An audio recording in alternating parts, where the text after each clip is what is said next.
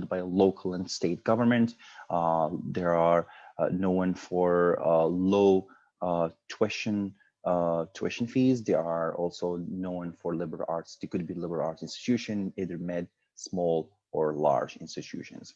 There are also private institutions, and that also could also be a liberal arts kind of institution. It could be mid, small, or large.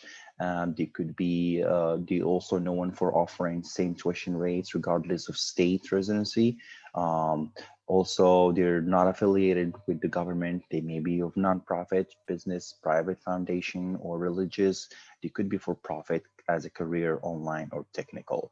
There are the four-year colleges. They're mostly either private or public. That include two examples here is probably Minnesota, Stony Brook, and Missouri Western.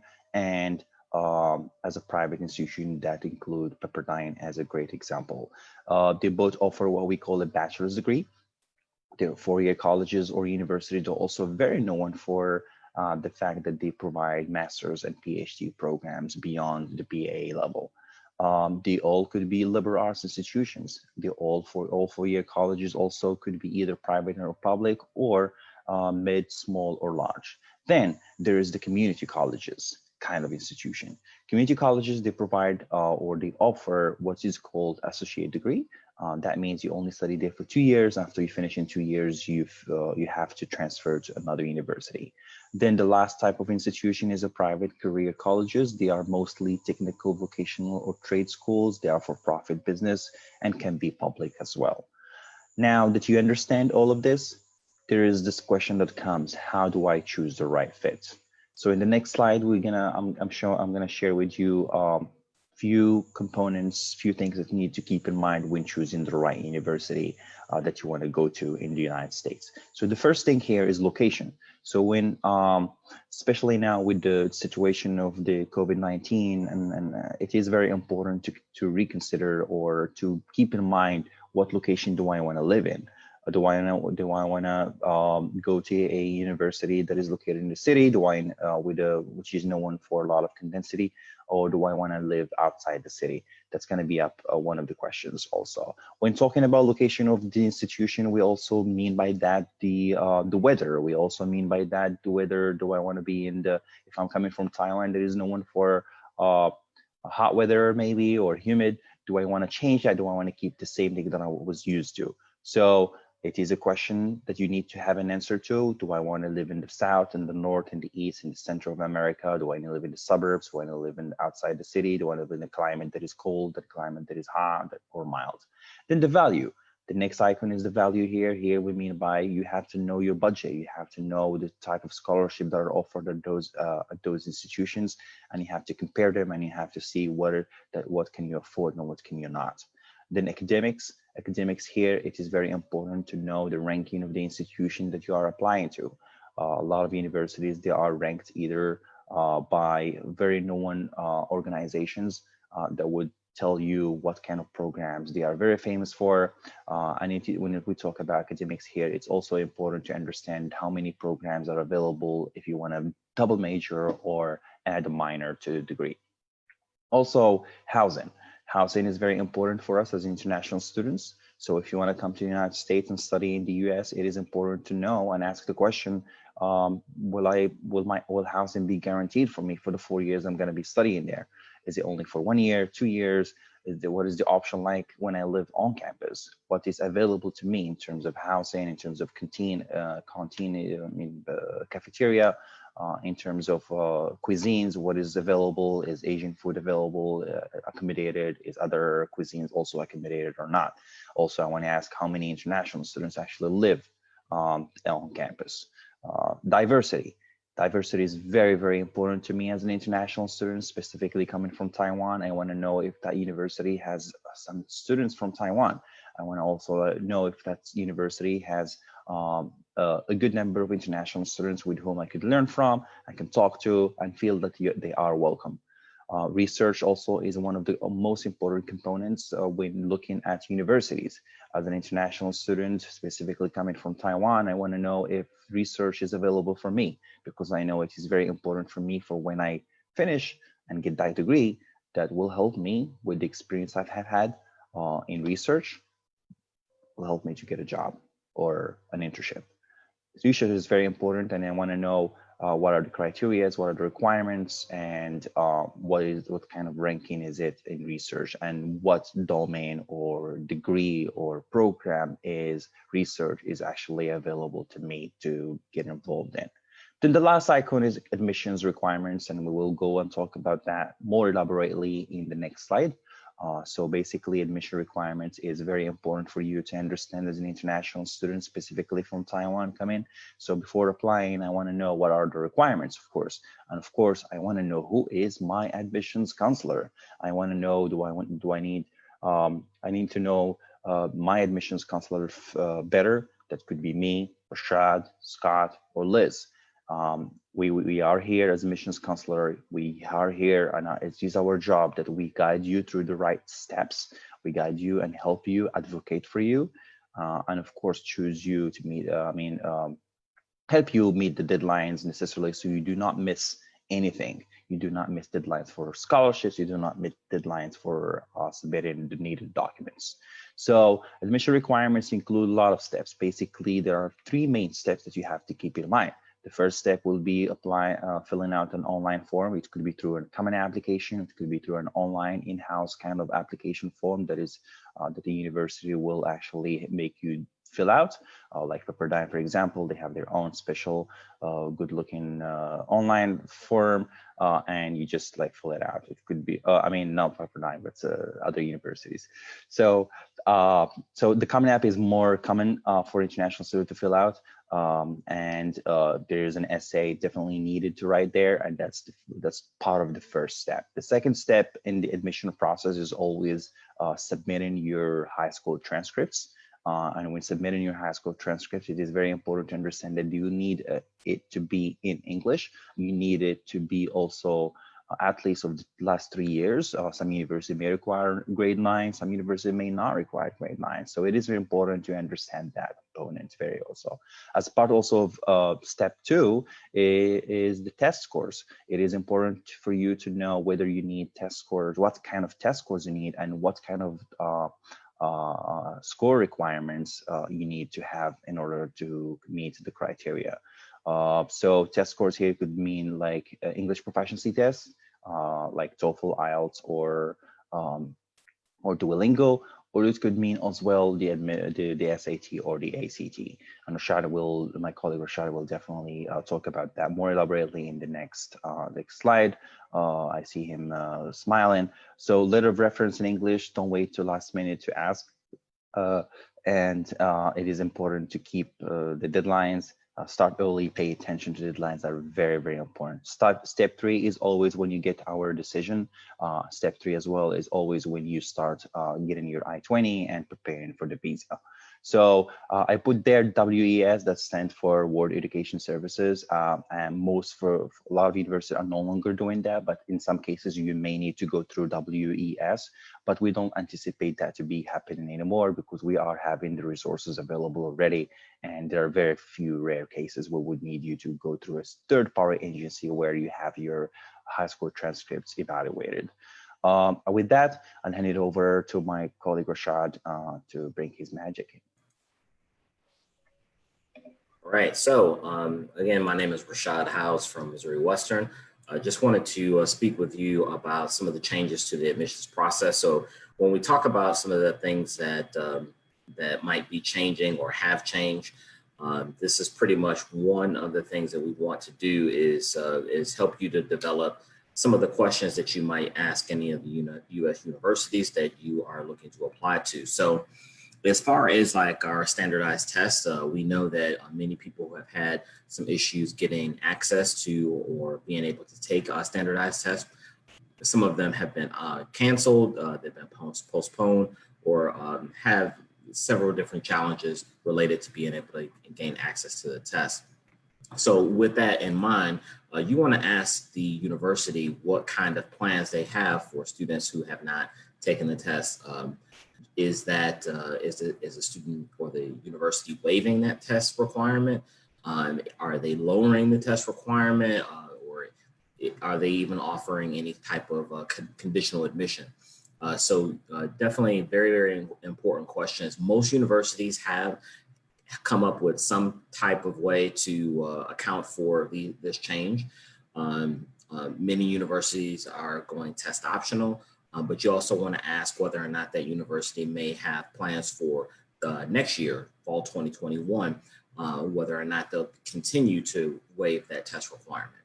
So very important question. English proficiency test, as you know, to be able to get into US colleges, you have to take an English proficiency test, pretty much stating that you have met the university's minimum requirements for this test. As we know, for fall 2020 and possibly 2021, there changes to this because they have English proficiency tests that have canceled or been postponed. You want to see whether or not the university you're looking to apply to is going to be accepting like the online testing tests for like the TOEFL and the IELTS. Most of those, both of those organizations have been very good about offering online testing since April. However, there's a third option called Duolingo. Duolingo has been around for like the last 2 or 3 years. And so some universities have been taken or they're going to be taking the Duolingo. Some are not. So you want to figure out whether or not the university that you are going to be applying to is going to be taking this test or accepting this testing platform. All right, so very, very important questions as far as the admissions process go in getting access to your actual academic transcripts. Again, because of COVID-19 and some of the different challenges that have come out of it, we all know that there have been school closures, there have been cancellations. You want to see if whether or not the school that you're looking to apply to has any tests or any specific processes or requirements of being able to accept your university academic results, your transcripts. So with that, you want to understand whether or not they will accept like a scanned copy of it or an emailed copy from you, an emailed copy specifically from a school representative at the high school that you attend. So they're very, very different practices from university to university in the US. So you want to ask your admissions counselor whether or not what's going to be the practice for that specific university. All right, so again, so the same thing has been going on with your final exams, your national exams. We all know that from school to school, or high school to high school, that you have different requirements to be able to graduate and earn a diploma from the school that you are attending. So with that, you want to see whether or not if these tests have been postponed or they've been canceled or have any other challenges, whether or not the university that you're going to be looking to apply to is going to be accepting alternative documents, whether that be, again, a scanned copy of your diploma or other types of proof of graduation that is proof that you have all of the different classes or any other things that you will absolutely need, whether or not that school is going to, or that university is going to be accepting those documents in lieu of you not being able to take your final exams or national exams.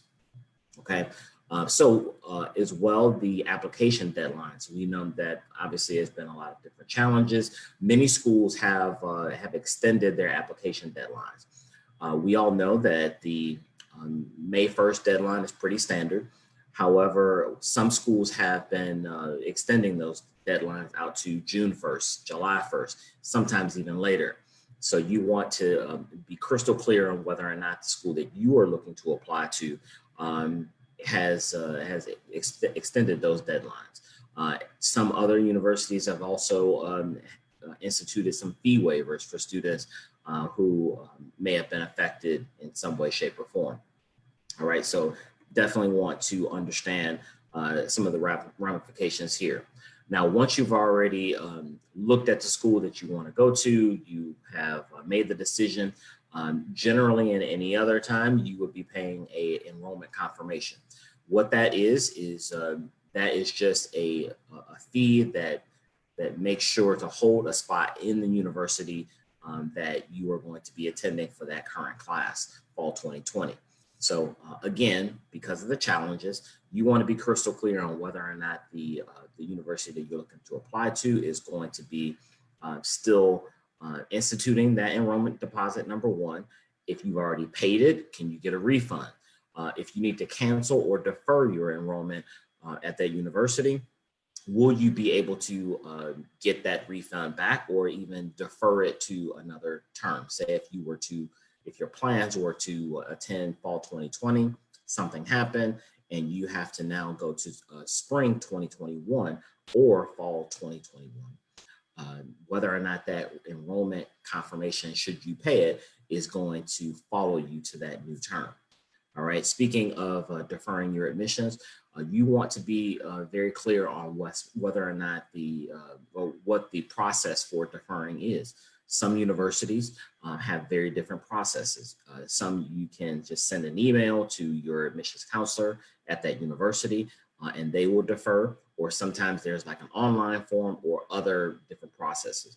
You want to be very clear on what that process looks like because we do not want you to have any kind of different situations or any processes that might take more time to be able to complete because of the fact that you weren't necessarily clear. Lastly, we all know that finances have been a big part of, or changes in finances have been a big part of what's been going on with COVID-19. Your family situation may have changed, or there might have been other kind of situations that have taken place. So some universities have instituted additional scholarships or other financial tools that might to help you to kind of weather the storm. Every university is going to have a different plan. Some universities don't have anything different. But you want to make sure that the college that you're looking to go to, if they have instituted any of these different changes, or if they are changing a student's financial aid package because of COVID-19, what that looks like, or whether or not there's any forms or any other kinds of financial type of statement that university might have to be able to institute those additional scholarships. So definitely, these are all great questions. I hope you're taking notes, and so that you'll be able to be very clear and prepared about some of the different enrollment processes that might have changed. So with that, I will send it over to Scott, and he'll talk to you about some scholarships. All right. Great. Thank you, Rashad. Once again, my name is Scott McClama. I'm the International Recruitment Manager at Pepperdine University. So we're going to talk about some different types of scholarships. But first, going along with the theme, kind of picking up where Rashad left off, I wanted to mention, for if you are a student that will be attending university for this upcoming term, fall 2020. And one thing to look into is if you choose to defer. A lot of institutions are allowing students to defer to the spring term if they'd like to defer their start, just because of the difficulty in getting a visa and arriving here, and now the difficulty in actually even taking courses. So, but one thing you want to check is make sure that the university, they may allow you to defer your start. Just make sure that if you receive a scholarship, that they will honor that as well. It's one thing to pay attention to. I know our university is doing that, and I assume most that are allowing students to defer for the reasons of COVID-19 will be doing that as well, but it would be a good idea to check.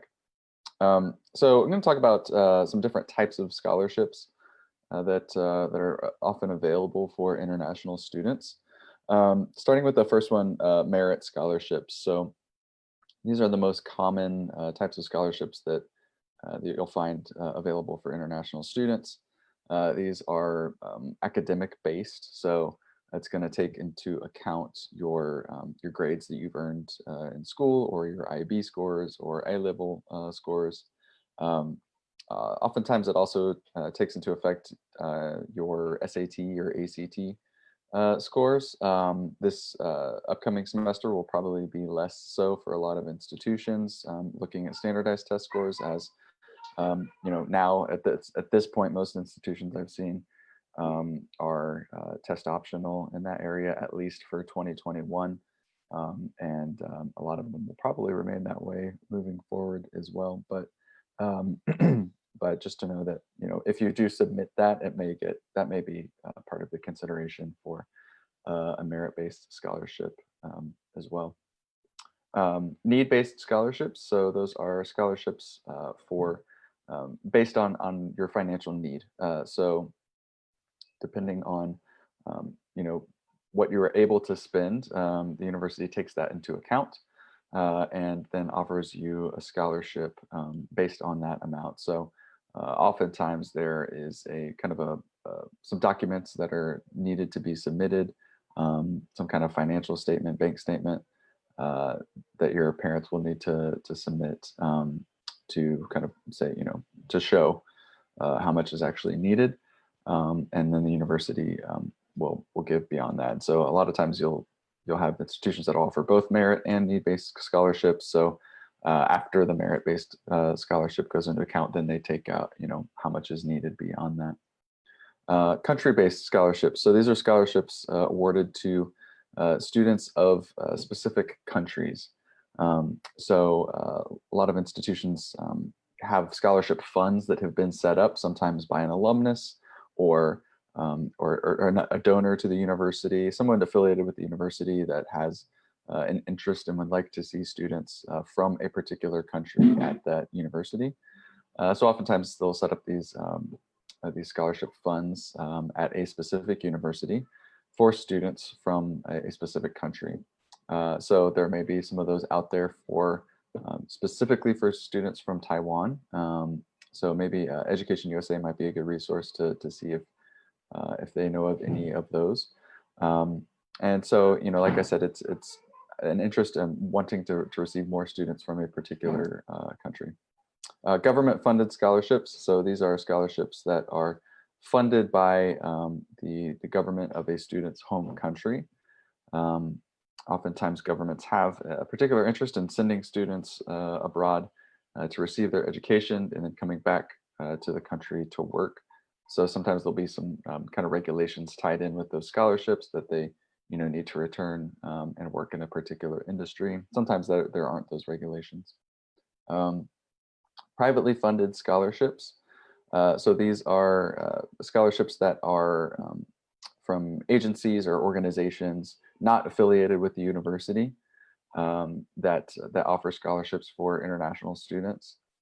Sometimes these will have some requirements like writing an essay or doing a certain number of volunteer hours, things like that. But these are a good thing to look into. I'm going to talk a little bit more on the next slide. We'll talk about some of these organizations and some of these resources where you can find some privately funded scholarships, as well as grants and even loans for international students. But that's a good option if there's still some need left over after you've exhausted all the resources that a particular university has to offer. Diversity scholarships, kind of similar to the country-based scholarships, but it's more broadly often just for international students. So this could be again, it could be a donor or an alumnus that has given money to set up the scholarship fund, or this could actually be a university initiative to get more international students on campus. So that's we want international students on campus, and a lot of universities sometimes can have a harder time attracting them, based on geography or based on size, getting their name out. So a lot of universities will create scholarships to help increase the diversity of their student body on campus. So it's good to know, just being an international student may qualify you for a scholarship at certain institutions. Athletic scholarships. So those are given to students who play at a high level of a particular sport. So the two highest divisions of college athletics in the United States, Division I and Division II, those divisions offer athletic scholarships. The next one down, Division III, does not. But yeah, so these are, like I said, students that are very high achieving, especially if you're at Division I level. So, if you think that might apply to you, something you might want to look into, you can kind of look around at some different institutions and contact the athletic department, and they may follow up with you and ask to see some highlights or something of you playing that sport. Departmental scholarships. So these are scholarships that are given by a specific department in the university. So this would be, essentially the department in which your major is located. And oftentimes these scholarships are available to current students, not necessarily new incoming students, but current students who have kind of demonstrated proficiency in that field. And the university wants to recognize that. Definitely wants to retain them and maybe keep them from transferring to a different institution. So they will offer scholarships, more scholarship money to a current student. There are some opportunities sometimes for new incoming students to receive departmental scholarships. I'm thinking specifically about students that are majoring in an art-related field. Or playing a musical instrument. Often universities will give scholarship money to attract a student that they really want to see in that field. But more often than not, these are scholarships that are for current students. So it's good to know that even if you're coming into a university, the further you get along in your academic career at the university, there will actually be more opportunities for scholarships beyond the ones that you've received coming into the university. So on the next slide, I'm going to talk about, as I mentioned, some of those privately funded scholarships. And we'll look kind of at some different options for you to check out. So Rashad, you can move on to the next slide. Thank you. So these are some outside resources. Again, like I said, these are outside of the university. These are separate agencies and organizations that have some options for scholarships. So the first one I'll mention is the Institute of International Education, or IIE, as it's called by its acronym. They have a lot of different scholarships that you can search for and filter by program, education level, undergrad, grad, short-term study abroad, country, a lot of different ways you can kind of filter these scholarships. And they also have some grants as well that are available. And that's a really great resource. This is a highly reputable organization that kind of, actually we rely on in our jobs for a lot of statistics and studies that they put out. EducationUSA, of course, it's really important to stay in touch with them so you can be informed about some of the latest scholarship opportunities out there. So, follow them on social media, get to know Clarence pretty well and kind of, get in a position where you can kind of ask those kind of questions. As I mentioned, there are probably some scholarships specifically for Taiwanese students. So it'd be good to maybe see if you can discover some of those. Next is the hashtag You Are Welcome Here, which started off as a social media campaign, as you might be able to tell from the hashtag. The social media campaign that started just among universities and different admissions personnel at universities, letting international students know that they are welcome here. They are welcome at our universities to study. We are very intentional about having international students on our campuses, and so this was kind of started up as a campaign, but from behind that, there kind of came a lot of institutions that said, we want to actually establish a scholarship fund in this name.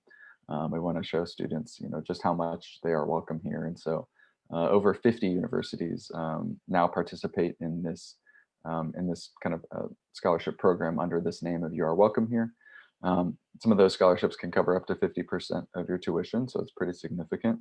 And you can find out a little bit more about those, what those institutions are, and what the requirements are for that scholarship at yourwelcomehereusa.org. Next is NAFSA, which is the Association of International Educators. They have a search engine that you can use to find new scholarships that are coming out and available. But they also have some really helpful resources about private student loans for international students. So, if you don't receive enough scholarship money to cover your tuition cost, there are some options for taking out a loan to where that gets paid up front, and then you pay that back over time after you graduate. There's a few more scholarship search websites listed down here. Some other options to check out: College Board, internationalstudent.com, and studyusa.com. And now I'm going to pass it off to Liz to talk about the visa process.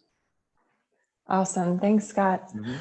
All right, we'll transition into kind of the next segment of our presentation and looking at the process of what you need to do as an international student after you've received admission to a university or college in the United States. And so once you have found the best fit of a university or college in the US, you have applied and you've been accepted to maybe one university or maybe 5 universities or several universities and colleges, you can look at the next phase of what you need to do, and that is applying for the US student visa. When you are looking to apply for the US student visa, the first step, of course, is getting admission. Once you receive admission to a university in the United States, that university will send you an immigration document. In most cases, that immigration document will be the I-20. In some circumstances, you might receive a DS 2019, but for the student visa, you'll be applying for either the F1 or the J1 student visa. On these immigration documents, it includes information about your academic program, the university or college that you have been accepted to, and it also includes information about the major you're planning to study, as well as your financial information, showing how you plan to pay for your education. So once you receive that from the universities that you have been accepted to, you need to pick one college or university that you will apply for the student visa.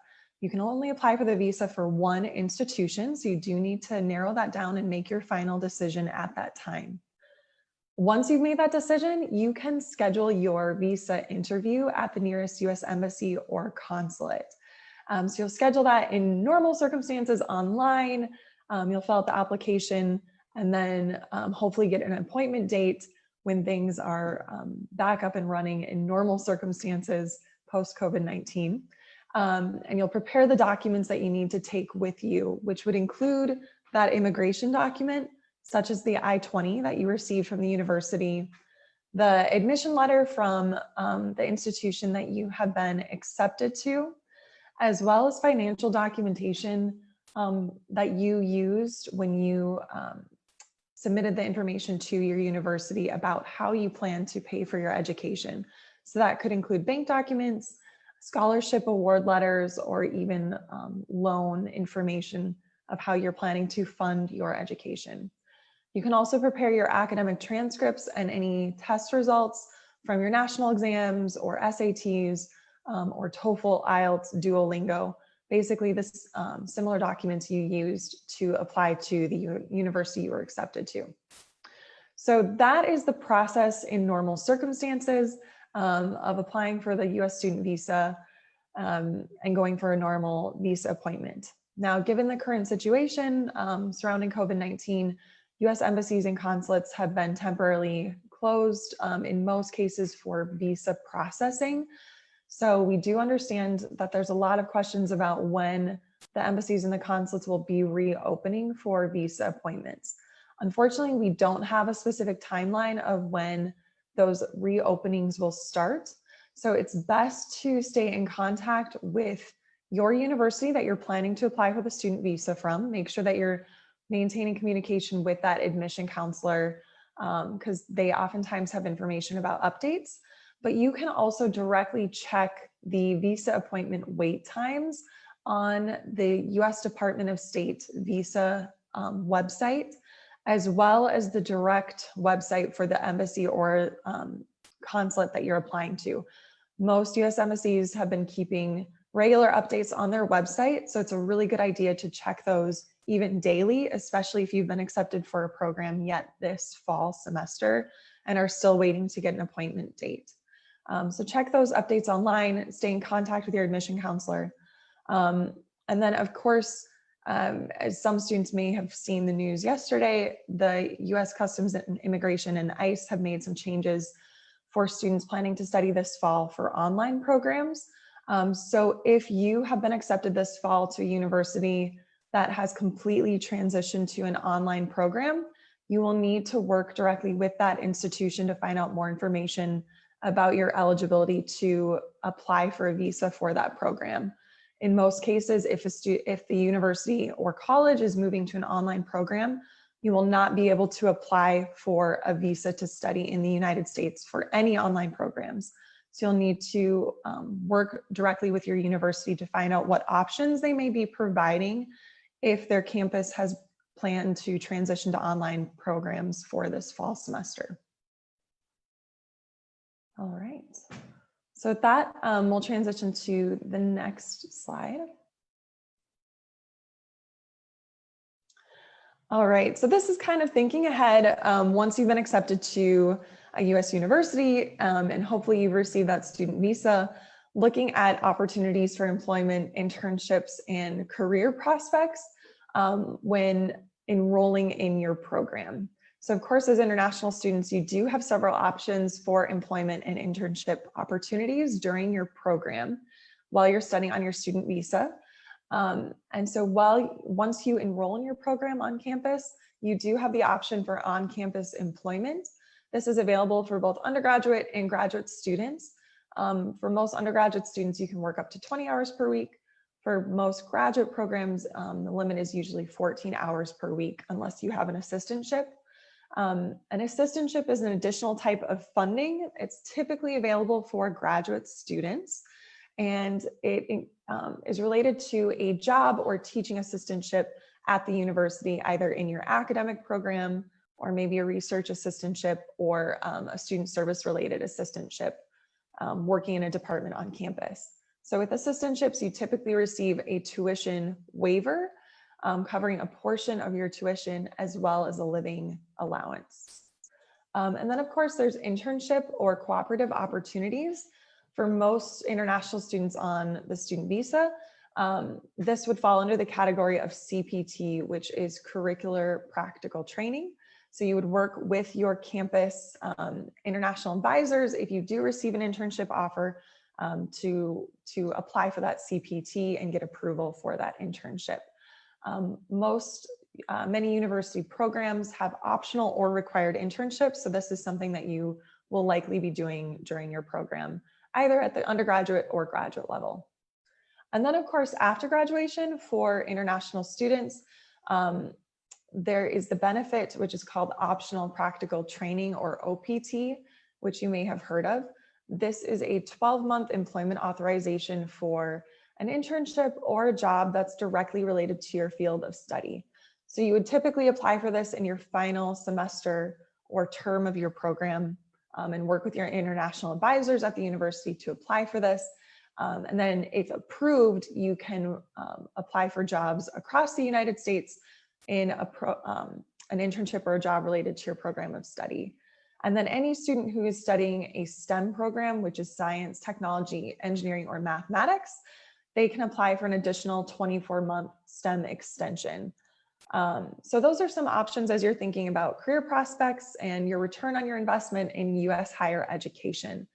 And so with that, we will be transitioning to our next segment where we'll talk about our individual campuses. We do represent a geographically diverse group here. We have universities from the East Coast to the West Coast, the central part of the US, and the north central part of the US.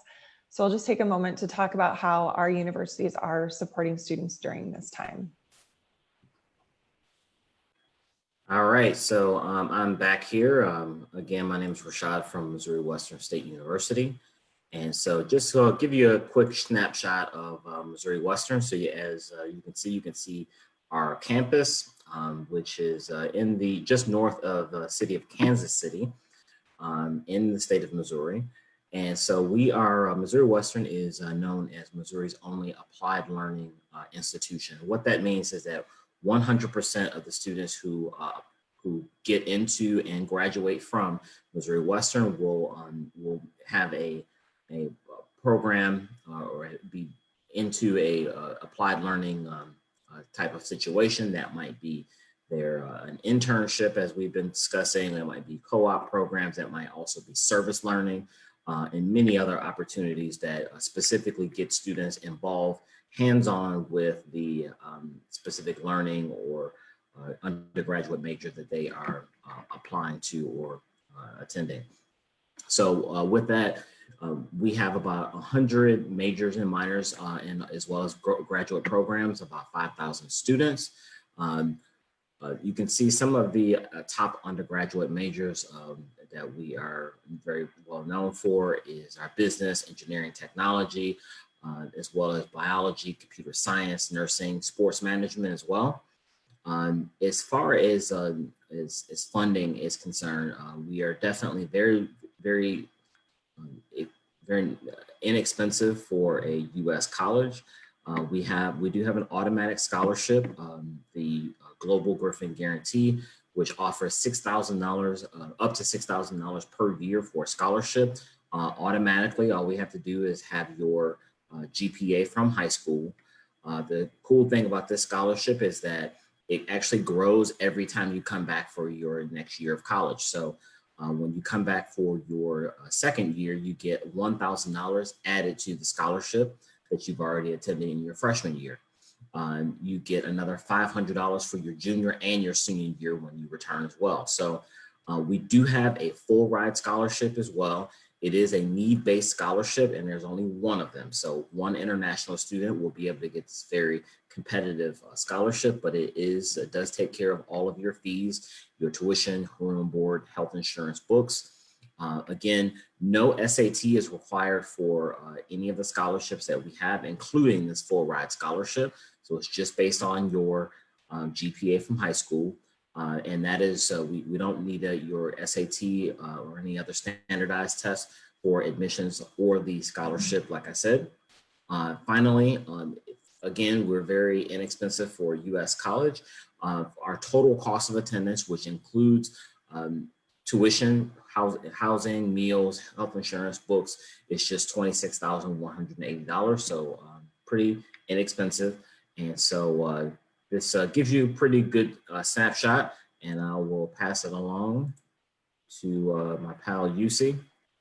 Thank you, Rashad. Hello, everyone. My name is UC, International Admissions Counselor from Stony Brook University.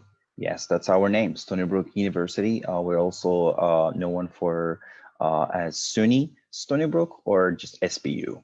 Stony Brook University is a public university located in New York. Where exactly in New York? We are located outside Manhattan and Times Square, 60 miles away. That's 100 kilometers away from the city. That's also a little bit more than an hour away from the city.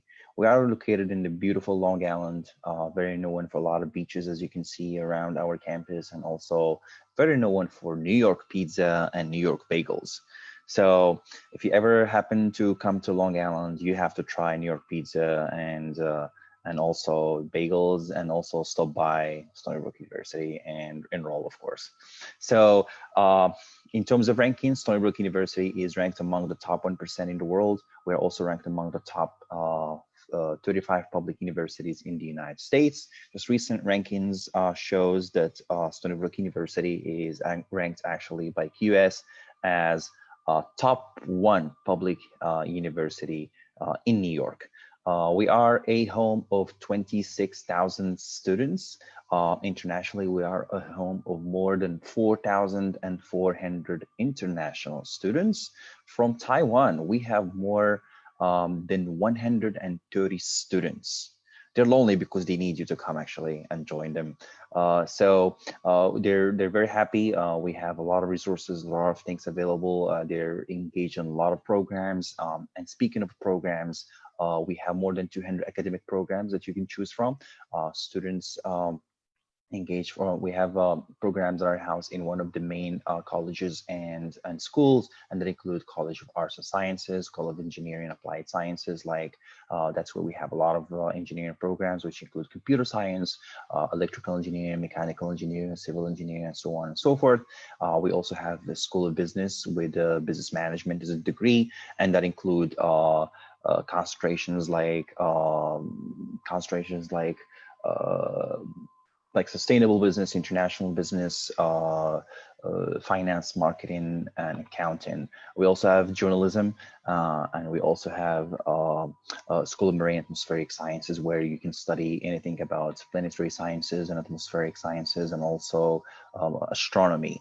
Of course, we are also very known for our medical programs. We have School of Medicine, School of Dental, School of Nursing, School of Health Management, Technology, and School of Social Welfare. We are very known for our research. We are a large research comprehensive institutions, and that means you will get involved in a lot of research from day one. That also means that when you graduate, it's not only a degree, it's actually a degree plus a publication, and the research will be attached to your name. So to learn more about that, so my email will be at the end. We have scholarships available for international students that include the You Are Welcome Here scholarship, which covers 50% of the tuition fees. We also have the need-based scholarship, and we have a lot of other merit-based scholarships specifically designed for female studying the STEM field or other honors or scholars program scholarships. So with that, I'll pass it over to my friend. Thank you. Hi, everyone. Again, my name is Elizabeth from Minnesota State University, Mankato. If you think back to the map, we're located in the north central part of the US, and we do border Canada. Our institution is a public university. We are more than 150 years old. We've started out as a small college to train teachers, and since that time, we have grown to more than 14,000 students, and we're very proud that more than 1,200 students are international students representing over 90 countries, including Taiwan. But despite our size, we still have a good faculty to student ratio of about 20 students to every one faculty member. So most of your class sizes will be relatively small, and you'll have opportunities for discussion with your professors as well as your students, and access to your professors and faculty for advising and guidance throughout your classes and academic career at the university. We are ranked number 18 in the public universities in the US Midwest, according to US News and World Report. And we're also a top 20 university for undergraduate research. So if you have research ideas, you don't have to wait until your graduate program to participate in those. You can start from the undergraduate level doing individual research with a faculty mentor, or joining a research cohort of ongoing research. As far as our academic offerings, we have more than 130 bachelor degree programs and over 80 graduate and doctoral programs to choose from. So hopefully there's a good fit as you're looking for academic opportunities. And since we're a public state university and located in the Midwest of the US, we're also very affordable from the aspect of our lower tuition rates, as well as lower cost of living in the state of Minnesota. So our average cost of attendance per academic year is around $25,000 US per year. That includes tuition and living costs. And we also have scholarship opportunities for international undergraduate students in the form of our International Maverick Scholarship. This is a guaranteed scholarship for every undergraduate international student who is accepted to the university. So there's no separate application process. You don't have to submit SAT scores for that. It's just based off of your admission. And then for our graduate students, we offer many graduate assistantships as well. So about 25% of our graduate students do receive assistantship funding, which provides a tuition waiver as well as a living stipend. And so as you're thinking about opportunities and applying during these current times, we are working with students who are having difficulty accessing any application materials due to school closures or testing sites being closed. So if that is your case and you're not quite sure how to apply, please do reach out to us, and we'll work with you on a case-by-case basis to make sure that you can still submit the documents you need to be considered for admission. But we are test optional for SAT or ACT. And we also are providing application fee waivers for our undergraduate students during this time. And with that, I will transition to my colleague, Scott. All right, thank you, Liz. Good to talk to you all again. Just a reminder, my name is Scott McClama. I'm the International Recruitment Manager at Pepperdine University.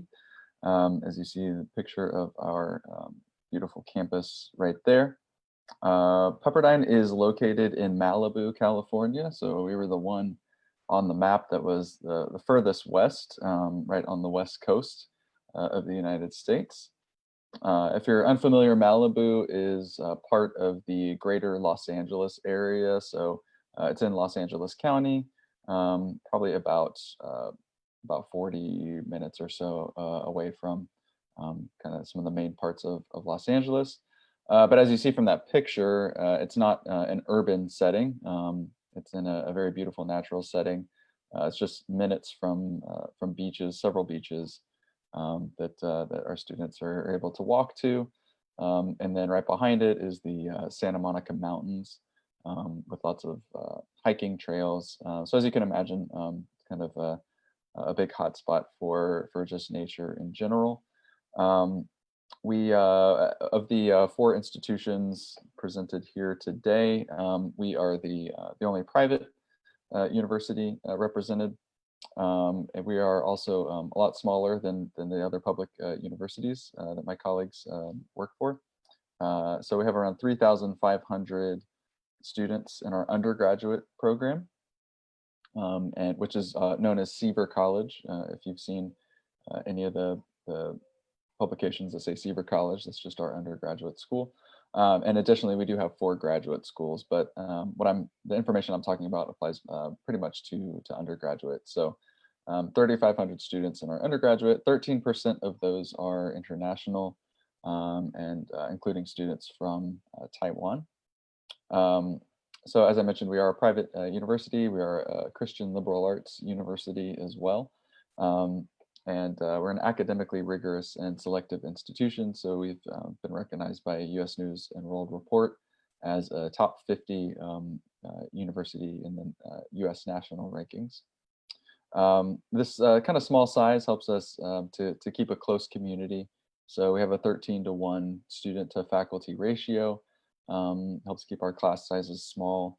Our students really get to engage with their professors, on a personal level and kind of getting to know them, but also on a professional level, being able to do research with professors. It's a very common thing for our students. Some of those are formal programs that we have, honors research programs that students at the undergraduate level can be in.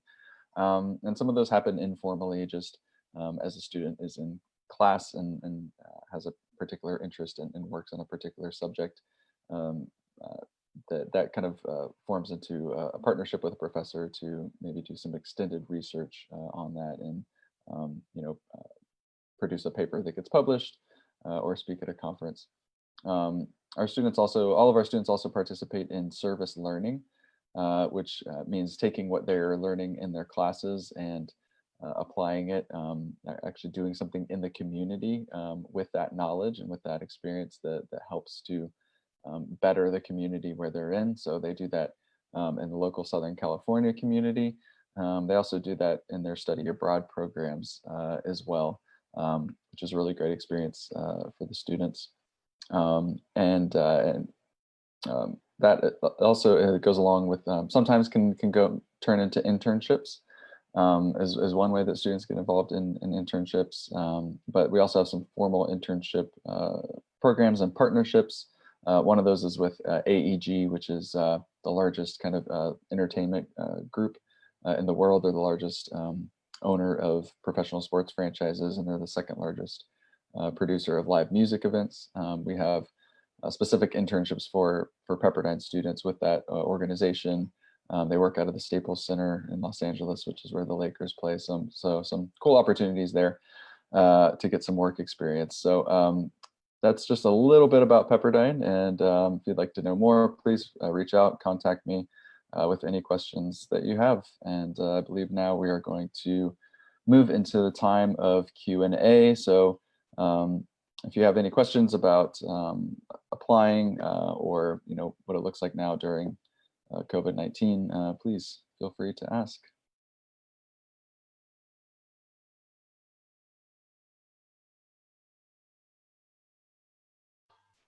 Great. Clarence, would you like to say something?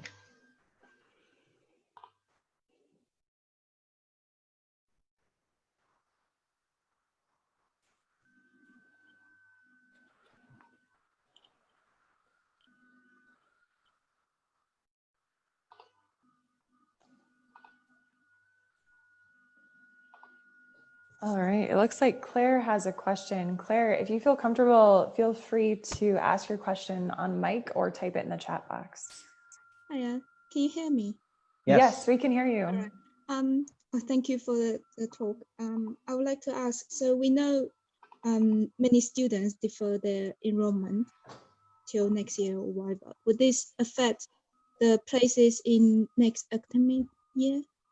Like, you know what I mean? So for example, like many people probably got the offer like this year, but they don't want to go. And then, so I just wonder whether like next year for the people who like me, I want to apply for the, you know, the places next year, but I don't know whether this would affect, you know, the number of admissions. Yeah. I understand your question. Yes. Will there still be seats available for new students, as well as students who are deferring to the next year? And I think that might look a little bit different for each university campus. I know universities are aware of the challenge of capacity for students who've been accepted this fall and may be deferring, as well as accommodating brand new applicants as well during the next terms. So definitely reach out to the admissions counselors from your specific universities you're applying to. But I can speak for Minnesota State University, Mankato. At our institution, thankfully, we don't have a cap or a limit on admissions. We have what's called guaranteed admission. So if a student meets minimum admission requirements, they're guaranteed acceptance to the university for our bachelor programs. So whether you have been accepted this fall and defer to next fall or a new applicant, there will not be an issue of capacity for our admissions. And I can let my colleagues share from their campuses as well. Thank you.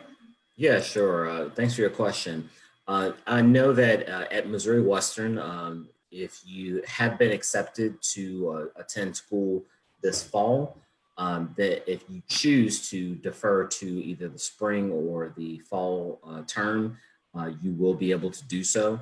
I will say that many schools have a 1 year kind of area where they will defer your admissions to up to the next academic term. As Liz said, you definitely want to make sure that the college that you are looking to go to also subscribes to that. But I will say it is definitely very common for universities to give up to 1 year for a student to defer. So I'll let my other colleagues answer as well. Okay. Thank you. Yeah, we're allowing students to defer just to the next semester, but that, you know, that's kind of our official policy now. But we're also working with students on a case-by-case basis, depending on what their situation might be. Yeah, thank you. Yeah, for SUNY Stony Brook University, we given the option to students either stay home and do their online classes from Taiwan, or we came up with a partner kind of study abroad from home with our partner institutions in different countries where we have those programs available, but we had limited spots for students. So some students were able to actually join those classes for the fall, and then they will join us in person in January. And the other option that we had was students also will just not take classes and just defer. What does that mean? Also, even if they had like a scholarship, the scholarship will be deferred with them as well. And also, if they had been accepted to like a scholar or honor program, they will be able to stay in that program. They won't lose that privilege of that they were able to get. Thank you very much. Absolutely. Thanks, Claire. Great question.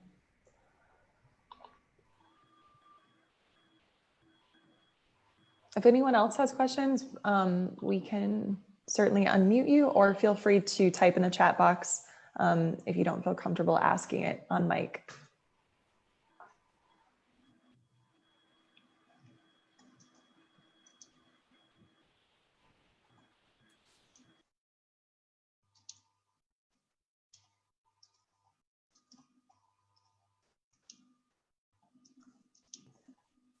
Clarence, I'm not sure if you're able to ask a question yet. I know you've had some technical issues, but I'd be curious if you've been receiving any specific questions from your Taiwanese students.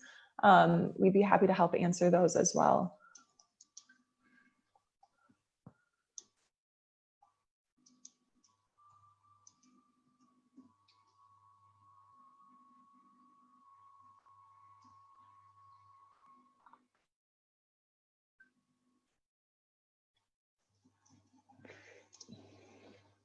Okay, great. So, so I'm sure you have also other questions on like the graduate programs. So just so you know, we also have graduate programs at our institutions. So please let us know. Feel free to ask us questions if you have anything on that. We have a wide range of graduate programs and PhD. So PhD, master's program, and I'll let my colleagues also share information about that if they want to. Yeah, at Minnesota State University, Mankato, we do have graduate programs as well, across the board. So from STEM programs to education, arts and humanities, business. So a lot of different programs that you can be considered for. We do not have a medical school on our campus, and we also do not have a law program. So I know those are common programs that many students are looking for. So just to clarify that. And then I mentioned earlier that we do offer graduate assistantships as well for students, which in most cases provides between 50 to 100% of your tuition being waived, as well as up to $10,000 per year towards your living expenses. So that's available for you to apply for as you're applying for graduate programs as well.